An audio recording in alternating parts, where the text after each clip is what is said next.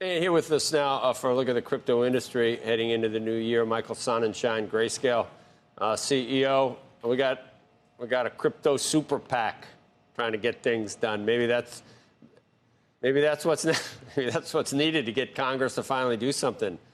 Michael, you part of this?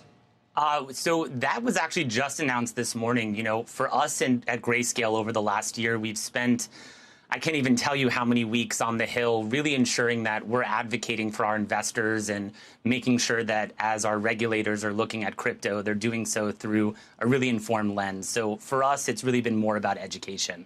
You think the easy gains have been made? People couldn't figure out what was happening with Bitcoin. Was it moved from 25 to, I think it almost got to 45 at one point.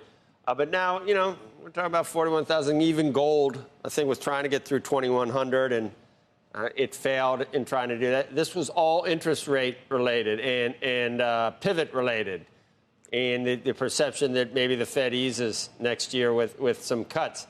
When does it refocus on a spot ETF? And do you expect that to get things moving again?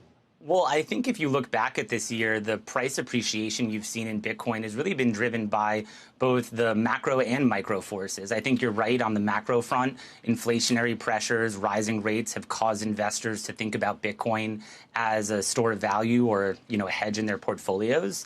But on the micro front, you know, earlier this summer when my team had our court victory, I think that certainly unlocked a lot of optimism amongst investors about GBTC and the prospects for it to uplist as a spot Bitcoin ETF. So as we turn the corner into the new year, I know there's a lot of focus on that from the investment community. The 65,000, 100,000, I don't know what you think it is in the cards, but what do you think it's already in the asset right now, if you want to call it an asset? Is it already there?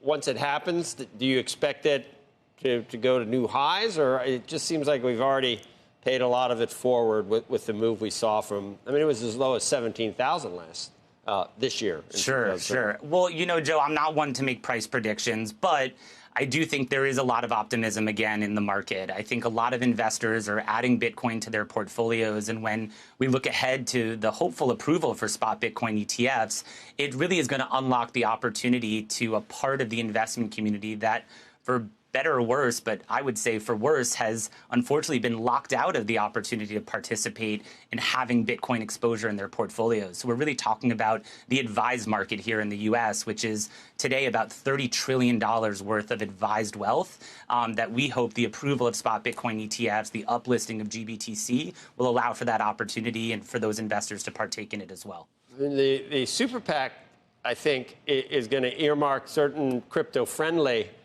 members of Congress.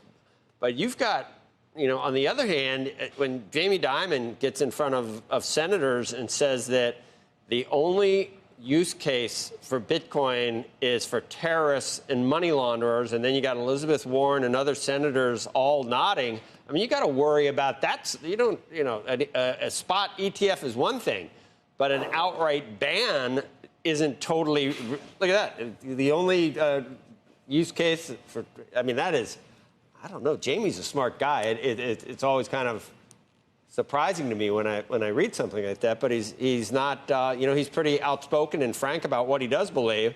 So you can't, I don't think you can just put the worst case scenario aside that eventually Congress does something really bad to crypto. Well, whether you're the CEO of a major financial institution or a sitting politician, you're of course going to be able to have your own personal opinions about these new technologies. That could be crypto, that could be Bitcoin specifically, but it's actually those very same financial institutions and, you know, the types of bills that, you know, sitting politicians are looking at now that are actually modifying themselves to account for the needs of modern day investors and modern day citizens. And that includes having access to new technologies like Bitcoin. So you can have personal opinions, but, you know, changes are very much already underway.